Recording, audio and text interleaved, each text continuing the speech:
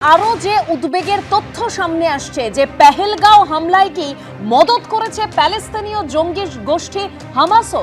এর কারণ হলো পেহেলগাঁও হামলার 3 দিন আগে পাকিস্তানের মাটিতে জৈশ-এ মোহাম্মদের সদর দপ্তরে ঢুকতে দেখা যাচ্ছে হামাস কমান্ডারকে। স্বভাবতই প্রশ্ন উঠছে যে এই বৈঠকেই কি পাকা হয়েছিল হামলার blueprint. P4 insulated water tanks, kitchen and bath fittings, বিশুদ্ধ জল, সুস্থ জীবন, P4 আজীবন। 19 এপ্রিলের এই ছবিতে দেখা যাচ্ছে পাকিস্তানের বাহাওয়ালপুরে জঙ্গি সংগঠন জৈশ-এ মোহাম্মদের সদর দপ্তরে ঢুকছে প্যালেস্তিনীয় জঙ্গি সংগঠন হামাসের কমান্ডার খালিদ কাইয়ুমি। জৈশ হেডকোয়ার্টারের মধ্যে মসজিদের সামনে ধরা পড়েছে তার ছবি। কালো গাড়িতে করে জৈশের মূল ডেরায় ঢোকে হামাস কমান্ডার। গাড়ির ওপরে লাগানো ছিল জৈশের পতাকা।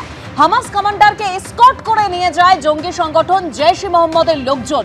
ওই দিন জৈশের সদর দপ্তরে হামাস কমান্ডার কাইয়ুমি ও জৈশ অপারেটর রউফ আসগারের সঙ্গে বৈঠক হয়। তার 3 দিনের মধ্যেই এই গণহত্যা, যা অত্যন্ত উদ্বেগের এই তথ্য এই মুহূর্তে যা সামনে আসছে।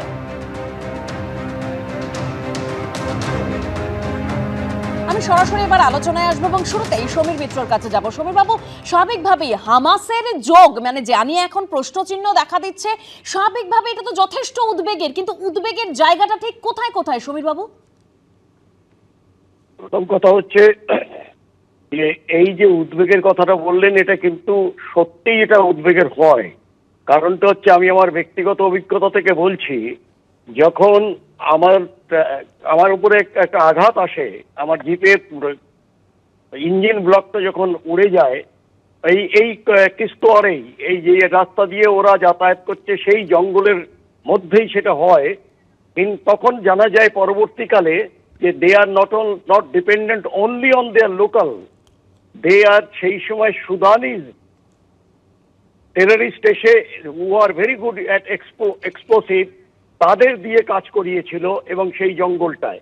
এখন কামিং ব্যাক টু ইট, আমার মনে হয় যে আমাদের যে অ্যাকশনটা নেওয়ার, সেটা যত দেরি হবে ততই কিন্তু পাকিস্তান কনসলিডেট হওয়ার সুযোগ পাবে এবং এই বাইরের যে ইয়েগুলো রয়েছে, এলিমেন্টসগুলো, হামাস হোক কিংবা অন্য যারাই হোক না কেন, তারা কিন্তু ধীরে ধীরে তাদের প্রেজেন্সটাকে আরো বেশি প্রোনাউন্সড করবে যদি এখনই কোনো অ্যাকশন না নেওয়া যায়।